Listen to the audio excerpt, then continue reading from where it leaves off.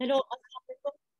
Hello अस्सलाम वालेकुम। हम आज का ये वेबिनार कर रहे हैं third Pakistan Africa trade development conference और सिंगल कंट्री एग्जीबिशन के लिए, जो कि 29 नवंबर को 29 नवंबर 2022 से लेकर 1 दिसंबर 2022 तक के लिए शेड्यूल्ड है।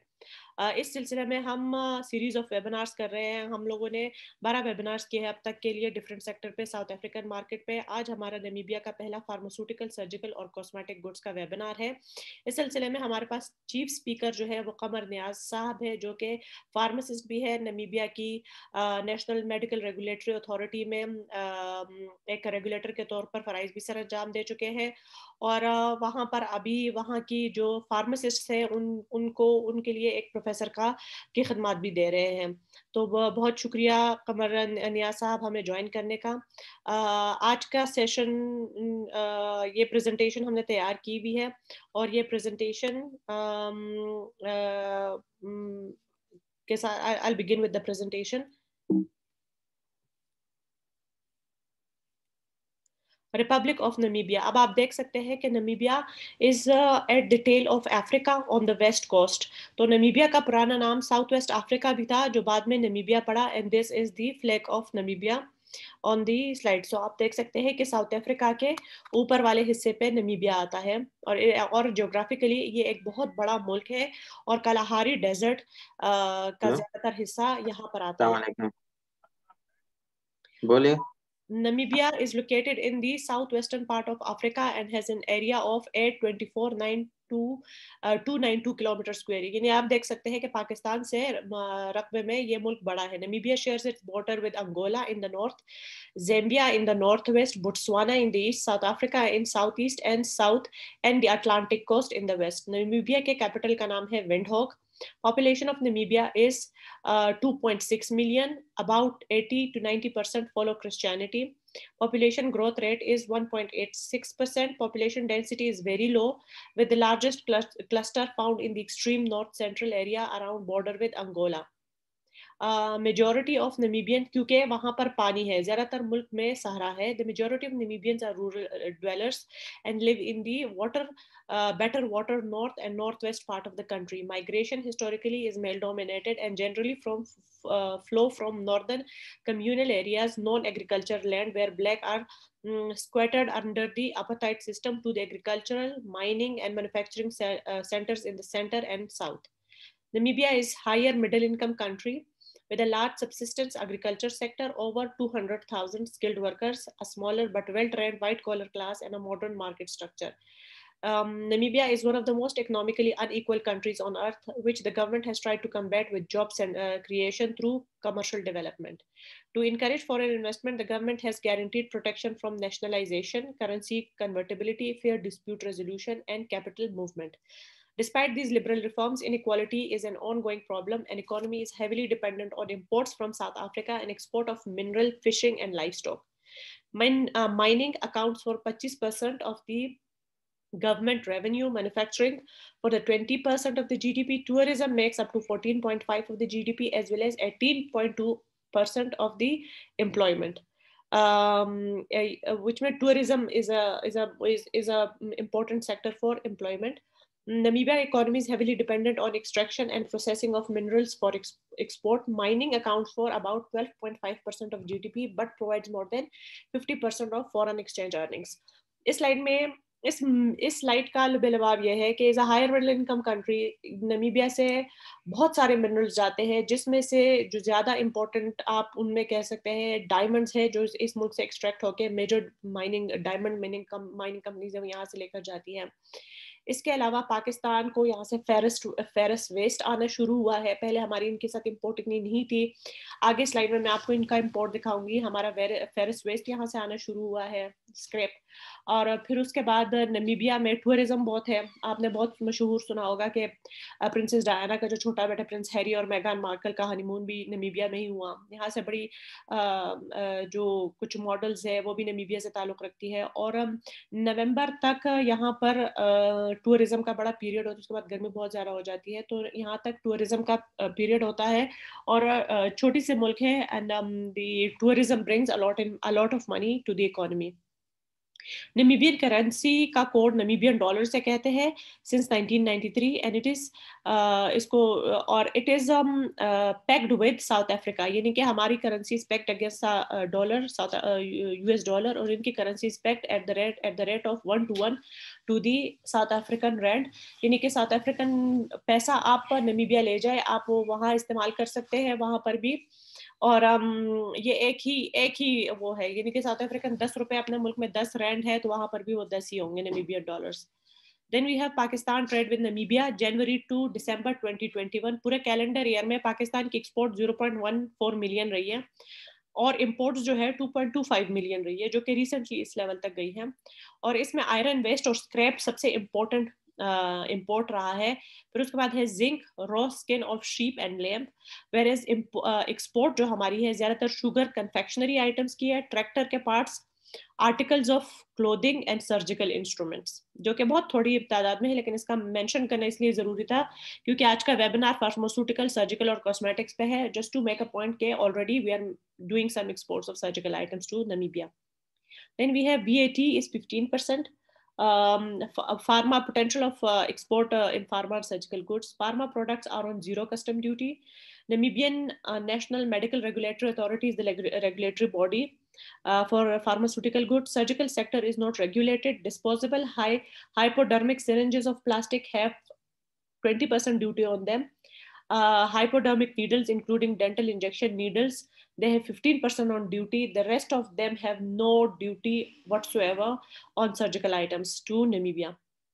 फिर कॉस्मेटिक आइटम्स में eye face hair cosmetic items है 20% ड्यूटी। आई मेकअप से रिलेटेड जितना आइटम है, ये लिपस्टिक्स वगैरह, shampoos, they all have 20% duty on them and don't forget the 15% VAT. Dental floss जो है वो कॉस्ट फ्री ऑफ कॉस्ट है। फ्री ऑफ कॉस्ट का मतलब ये है free of not cost but free of custom duty to be correct, and baby product also have 20% duty on them. With this I end my presentation. अभी हम सवाल करेंगे कमर नियाज साहब से। सर आपने प्रेजेंटेशन देखी, आप हमें बताइएगा सर प्रेजेंटेशन आपके लिए विजिबल थी? No, unfortunately I was just listening to you but I couldn't see the presentation. Oh, the presentation, this is actually ये presentation मैंने बनाई थी। I'm sorry, so this is the presentation that I had made. अच्छा, मुझे ये मैं पूरे slide में चाहिए तो this is what I informed about Namibia. ये जनरल डेमोग्राफिक इंफॉर्मेशन थी about, this is the economic information about Namibia. और फिर उसके बाद नमीबियन करेंसी के बारे में सर आई इन्फॉर्म्ड। फिर पाकिस्तान ट्रेड विद नमीबिया ये बताया कि हमारा sugar for confectionery, tractors, article of clothing, surgical instrument जाता है और वहाँ से हम आयरन वेस्ट और scrap. Unfortunately Namibia is high on diamonds but we do not import any sort of diamonds from Namibia. हमारे जो ज्वेलर्स वगैरह है we would encourage them to come to Namibia, invest and extract legally. और फिर उसके बाद जो है नमीबिया में 15% वीएटी, फार्मा प्रोडक्ट पे 0% ड्यूटी है, ज्यादातर सर्जिकल आइटम्स पे भी 0% कस्टम ड्यूटी है। लेकिन दो कैटेगरी सर मैंने ऐसी देखी कस्टम शेड्यूल में, disposable hypodermic syringes of plastic, ये इस पे 20% ड्यूटी है, और hypodermic needles including dental injection needles उस पे 15% ड्यूटी है। बाकी किसी पे मैंने कोई आइटम पे बाकी बड़ा अच्छा था इनका। और कॉस्मेटिक आइटम्स पे सर ये मैंने देखा कि ये जो आंखों वाला मेकअप होता है, मुंह वाला मेकअप होता है, बालों वाला, ये लिपस्टिक वगैरह, इन सब पे 20% ड्यूटी है। बेबी प्रोडक्ट्स पे भी 20% ड्यूटी है, और ये शैम्पू, कंडीशनर, सीरम, इन सब पे 20। लेकिन डेंटल फ्लॉस जो कि डेंटल फ्लॉस को इन्होंने कॉस्मेटिक्स में डाला हुआ था, लेकिन इस पे it was free of duty, इस पे 0 ड्यूटी थी। तो सर आज का सेक्शन, जो था हमारा वो उससे रिलेटेड था फार्मास्यूटिकल और सर्जिकल से। सर ये हमारे इवेंट का फ्लायर है, ये जो बिल्डिंग बनी हुई है सेंटर कन्वेंशन सेंटर, इसी में हमारा इवेंट होगा इंशाल्लाह। और 100+ अब तक 133 कंपनीज ने अपने आप को रजिस्टर करा लिया है। उनका प्रोसेस अभी आपने फैसल साहब को सुन लिया कि वो वीजे पे मसरूफ है, तो वीजे का प्रोसेस उनका इनिशिएट हो गया है सर। तो ये हमारी तैयारी है सर। आपसे रिक्वेस्ट ये है आप हमें इतना बताइए कि फार्मास्यूटिकल में अगर एक कंपनी आती है तो उसके लिए यानी कि एक तो बड़ी इंपॉर्टेंट बात यह है कि उसके लिए एक इम्पोर्टर हो, उसके अलावा उसके लिए बड़ा इम्पेडिमेंट क्या है नमीबिया में, उसके लिए बड़ा रुकावट क्या है? अच्छा, मैं in the mean time can I also share my screen so that वो जी। आपने डिसेबल किया हुआ है नहीं कि नहीं मैं प्रेजेंट ओ और नहीं सर, आप ये कर वाली। सकते हैं मल्टीपल पार्टिसिपेंट्स पे, आप कर सकते हैं सर, मैं अपना वाला बंद कर देती हूँ, आप कर सकते हैं। ओके जी सर, आप कर लीजिए सर, मैंने अपनी स्क्रीन बंद करनी। ओके, मैं स्क्रीन शेयर करना चाह रहा हूँ, ये वाली शेयर। ओके, सबसे पहले तो मैं अपना तारुफ कराना पसंद करूंगा। मेरा नाम कमर कयूम नियाज है, मैं पाकिस्तान से हूँ। मेरी wife Shaista Kanwal. Let me I am sorry, आज थोड़ा कोई इंटरनेट इशू का नहीं। इशू है हमारे पास, तो आहिस्ता आहिस्ता ये स्लाइड्स आती रहेंगी। मैं कमर नियाज हूँ, मेरी वाइफ का नाम शाइस्ता कंवल है। हम दोनों फार्मासिस्ट हैं और हम दोनों पाकिस्तान से हैं। मैं पाकिस्तान के डिस्ट्रिक्ट मियांवाली से बिलोंग करता हूँ और वो लाहौर से बिलोंग करती है मेरी वाइफ। हम लोग 2007 में इस कंट्री में आए थे और अब हमारे पास यहाँ की परमानेंट रेजिडेंस है। मैं लेक्चरर हूँ school of pharmacy, university of Namibia में। और बाकी जो brief introduction of the country में मैं नहीं जाऊंगा क्योंकि आपने करा दिया है जी जी। जियोग्राफिक लोकेशन भी, और ये कंपैरिजन है पाकिस्तान और नमीबिया का। ये थोड़ी डिटेल्ड है, जितने रीजन्स हैं। टोटल 2.5 मिलियन के लगभग आबादी है इस कंट्री की। हम अभी दो pharmaceutical company, community pharmacy companies run कर रहे हैं। एक मेरे नाम से है जो मेडिजोन फार्मेसी है, और एक दूसरी फार्मेसी ग्रीन वॉल है जो शाइस्ता मेरी वाइफ के नाम से है। और उसकी एक दूसरी ब्रांच हम लोग वेनसडे को स्टार्ट कर रहे हैं इंडिपेंडेंस एवेन्यू के ऊपर। तो बेहतरीन, इन थैंक यू मैम। और कांग्रेचुलेशन। ये दोबारा बोलिएगा मैम। मैंने कहा बहुत बहुत मुबारक हो सर, आपकी तरक्की हमारी तरक्की है हमारी। और सर अपने उस पे छोटा छोटा पाकिस्तान का फ्लैग लगाइएगा कि पाकिस्तान छा रहा है नमीबिया में। इंशाल्लाह जरूर। और शुक्रिया कि आपने हमें इनवाइट किया Namibia. Just to give a little bit of background on pharmaceutical sector के, यहाँ पे नमीबिया में सिर्फ एक मैन्युफैक्चरिंग प्लांट है जो जिसका नाम फेबो फार्म है। वो यहाँ लोकली मेडिसिन मैन्युफैक्चर करते हैं। अदरवाइज जितनी भी मेडिसिन हैं वो बाहर से इंपोर्ट होके आती है। बाकी जिस तरह आपने, let me come back to your question, कि आपने बोला कि भाई कौन सी हर्डल्स हैं मेडिसिन को यहाँ पे इंपोर्ट करने में। तो मोस्ट इम्पोर्टेंट जो पॉइंट है वो ये है कि कोई भी मेडिसिन जो फार्मास्यूटिकल आई मीन मेडिसिन हैं वो सिर्फ फार्मास्यूटिकल होलसेलर्स इंपोर्ट कर सकते हैं, पहली बात। दूसरी बात ये है कि रजिस्टर्ड होनी चाहिए प्रोडक्ट। और रजिस्ट्रेशन, यहाँ की जो लोकल रजिस्ट्रेशन अथॉरिटी है उसका नाम नमीबिया मेडिसिन रेगुलेटरी काउंसिल है, NMRC। एंड वो यानी कि प्रेफर करते हैं कि जो प्रोडक्ट्स ऑलरेडी WHO क्वालिफाइड हैं या किसी स्ट्रिंजेंट रजिस्ट्रेशन अथॉरिटीज जैसे यूरोपियन यूनियन हो गई या फिर FDA हो गई, या इस तरह इवन के साउथ अफ्रीकन रजिस्ट्रेशन अथॉरिटी में अगर रजिस्टर्ड हों प्रोडक्ट्स तो उनको वो प्रेफर करते हैं।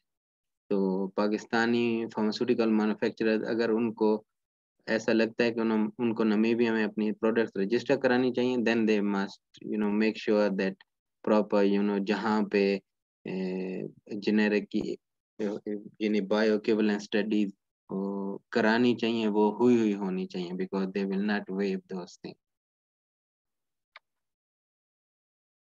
बाकी नमीबियन फार्मास्यूटिकल मार्केट का ओवरव्यू ये है कि जो पब्लिक सेक्टर है वो clinic, health centre, district hospital, referral hospital, national referral hospital के ऊपर यानी कि दैट्स के ऊपर मुश्तमिल है। प्राइवेट सेक्टर्स में प्राइवेट हॉस्पिटल्स हैं बड़े शहरों के अंदर, और जितने भी प्राइवेट एम्प्लॉयड लोग हैं वो private medical aid schemes use करते हैं। लोकल प्रोडक्शन मैंने मेंशन किया कि सिर्फ एक फार्मास्यूटिकल कंपनी है जो कैपिटल से रफली 300 किलोमीटर फार है। और मेजर इंपोर्ट डेस्टिनेशन इनकी India, China, south Africa, Europe और यूएसए है। बाकी जिस तरह इकोनॉमी में आपने मेंशन किया कि इनकी इकोनॉमी मेजरली डिपेंडेंट है मिनरल्स के ऊपर, जैसे डायमंड हो गया, गोल्ड माइन भी है यहाँ पे, कॉपर है, जिंक है, फिर फिशिंग पे, क्योंकि अटलांटिक ओशन लगता है तो फिशिंग के ऊपर इकोनॉमी डिपेंडेंट है, और टूरिज्म के ऊपर इकोनॉमी डिपेंडेंट है। टोटल पॉपुलेशन 2.5 मिलियन है, but country is much bigger than Pakistan. So ये गवर्नमेंट की और प्राइवेट की जो रेलेवेंट बॉडीज हैं, ये एनएमआरसी की वेबसाइट है और उनके कॉन्टेक्ट नंबर्स हैं। ये ब्रीफ बैकग्राउंड दिया हुआ है कि अगर कोई फार्मास्यूटिकल कंपनी रजिस्टर कराना चाहती है अपनी प्रोडक्ट, तो वो इस वेबसाइट के ऊपर जाकर फर्दर इंफॉर्मेशन ले सकते हैं। ये मैंने रजिस्ट्रेशन स्टेप्स भी ब्रीफली यहाँ पर लिख दिए हुए हैं, and I can share this presentation with Madam Humaira Israr so that she can send it forward to everybody who is interested. And these are alternative registration submission pathways. This Zazi Bona initiative का मतलब ये है कि जो भी country, for example, neighboring हैं, except South Africa, इन countries के नाम यहाँ पे लिखे हुए हैं कि ये इन लोगों का एक इनिशिएटिव है कि अगर कोई भी प्रोडक्ट एक जगह रजिस्टर होती है तो वो it will be registered in all these countries. So I think some of our manufacturers can also take advantage of this initiative. And then for retention of the products, you will have to pay a fee every time.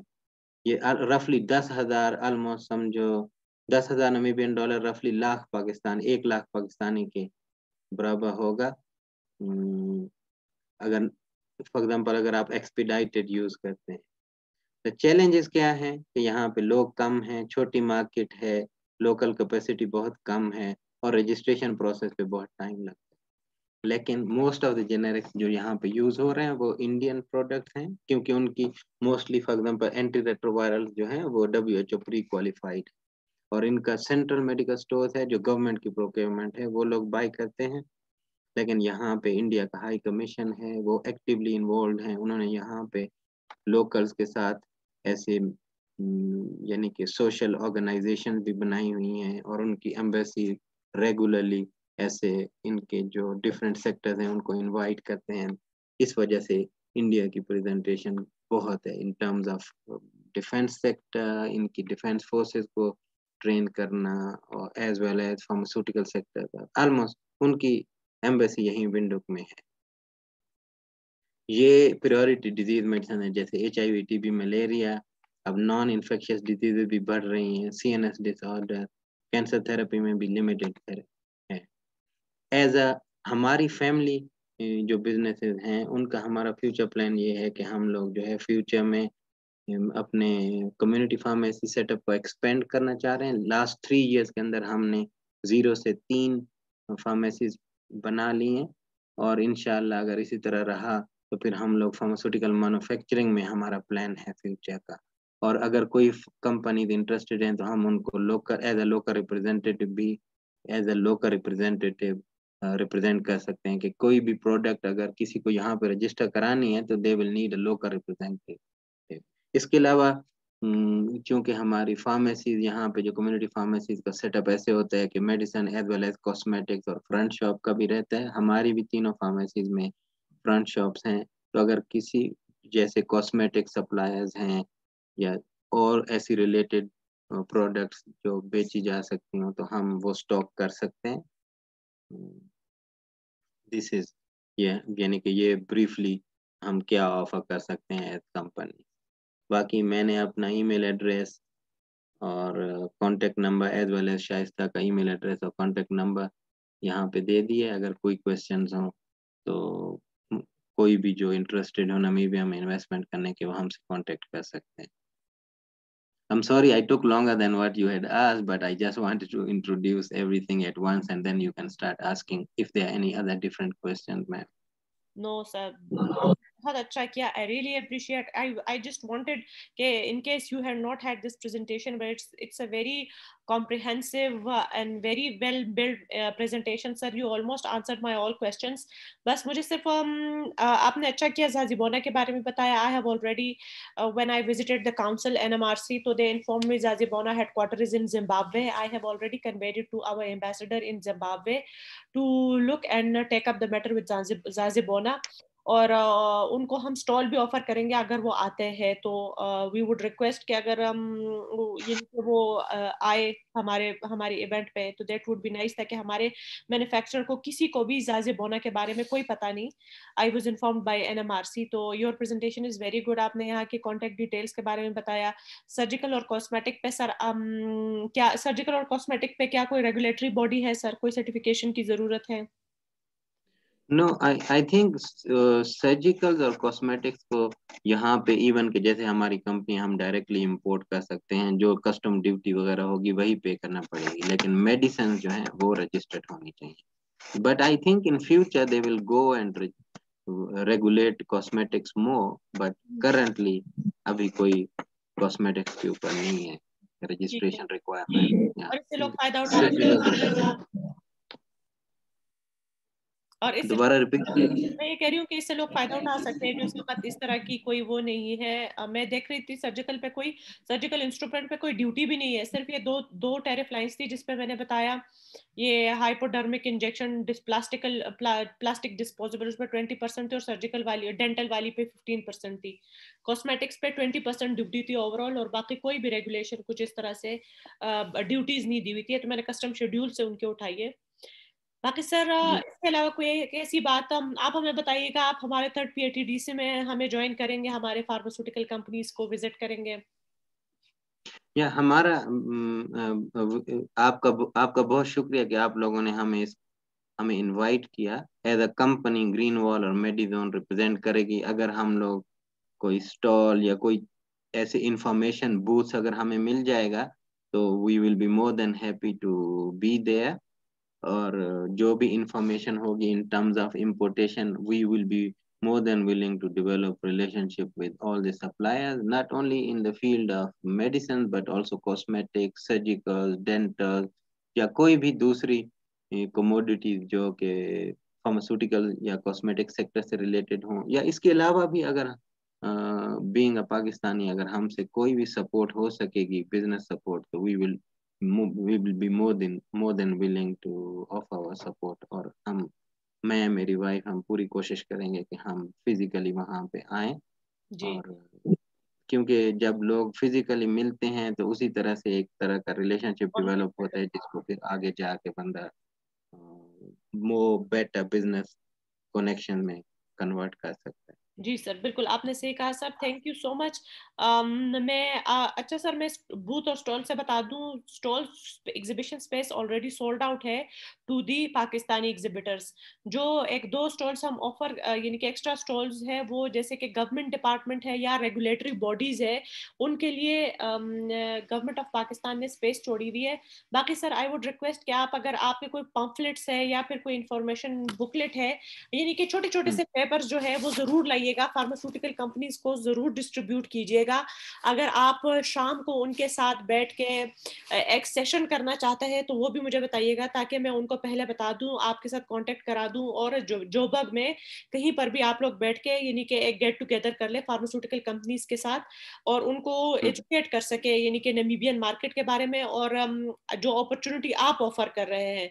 तो मेरे ख्याल में that would be very great. मेरे ख्याल में कि उनके लिए किसी भी मैन्युफैक्चरर के लिए फार्मा में नमीबिया में एंटर हो और वो आपके गाइडेंस के साथ हो तो that would be very helpful to them. नहीं, इंशाल्लाह अगर इवन की कोई we will be happy to have sort of joint venture with pharmaceutical manufacturing companies as well, if somebody is interested to come and set up a manufacturing plant here, because that's what we are looking at as a company, that in 5 years time we want to have a pharmaceutical manufacturing facility here, because right now yeah. आप करें जो company है ना, जो company कंपनियां ऐसी है कि अंगोला में अपनी फार्मास्यूटिकल मैन्युफैक्चरिंग स्टार्ट कर रही है पाकिस्तानी, हालांकि अंगोला में हमारा मिशन भी नहीं है, और अंगोला सेडिक रीजन में है, और सेडिक का ना मुझे मेरे ख्याल में अंगोला शायद जिम्बाब्वे के एम्बेसडर के साथ लगता है, वो हमारे साथ नहीं लगता है। लेकिन अंगोला में वो जो मिलर ट्रैक्टर वाले हैं वो भी अपना कर रहे हैं और प्लांट लगा रहे हैं, और 2 फार्मास्यूटिकल कंपनीज है। तो अंगोला में अगर है तो नामीबिया में भी अपॉर्चुनिटी है और मार्केट भी है। 2.6 मिलियन छोटी मार्केट है, लेकिन निग्लिजिबल मार्केट नहीं है, provided it's a higher end market, high high Look, income Namibia is, market. जी जी I जी agree with you, Namibia is a high-end market. और दूसरा जो सबसे इम्पोर्टेंट बात है कि Angola shares border with Namibia, जी और दूसरा वॉल्विस बे पोर्ट जो है, नामीबिया है द पोर्ट, और जैसे ज़ाम्बिया हो गया, जिम्बाब्वे हो गया, बोट्सवाना हो गया, they are landlocked country. जी जी सो डिस्पाइट, इसके अलावा जैसे आपने मिलर ट्रैक्टर का मेंशन किया, तो this they are also trying to push up the agriculture sector because you know they have some fertile land. जी और यही इनकी गवर्नमेंट की करंट पॉलिसी है कि रॉ मटेरियल्स को फिनिश प्रोडक्ट्स में चेंज करके, बाकी मैं मेंशन करना भूल गया कि मीट एक्सपोर्ट भी इनका यानी कि वो भी one of the biggest revenue इनका, beef export, meat I mean beef और मटन दोनों यहाँ से यूरोपियन यूनियन, यूएस और मिडिल ईस्ट में एक्सपोर्ट होता है। तो अगर अंगोला में फार्मास्यूटिकल कंपनी इन्वेस्ट करने जा रही हैं, तो that Namibia will itself will be a big market, not only for the local market but also to export to neighboring countries like Botswana, Zambia, Zimbabwe, even Angola itself. Because if you look at the peaceful, the way Namibia का जो living standards हैं और जो business structure है, it's much more peaceful than Angola. So yeah, you must. I mean, we will be more than willing to have meetings with even millet tractors. They will, because the only company that supplies agriculture equipment is those Holland की जो companies हैं, or ji that is not affordable to the cheap, you know, like the ji communal farmer. Because in the this agriculture setup ऐसे है कि more than 70% of the country is conserved, but then you know they कुछ ये जो normal population local है उनको उन्होंने communal farming की हुई है। तो जो हॉलैंड से इंपोर्ट होके ट्रैक्टर आता है, it is very expensive for communal farmer. So agriculture machinery की बहुत मांग है यहाँ पे। So all these things, I mean, we have been living here since 2007, and I mean, my background is that I worked for Ministry of Health here locally for almost more than 10 years. My wife also worked at referral hospital for more than 10 years. So we as a family have a background where, especially my job allowed me to travel throughout the country. तो मुझे काफी यानी कि यहाँ का पता है कि भाई एग्रीकल्चर सेक्टर में क्या रिक्वायरमेंट है वगैरह वगैरह। तो we will definitely be willing to support any Pakistani initiative, because particularly when we share our own initiative versus our neighboring country India, then we see that their government and the presence of their high commission here in Namibia gives them an edge on us. But with our little, you know, obviously our economy is smaller than theirs, but we can always try and improve कि हम कैसे quality services and products इनको देंगे, तो they will also।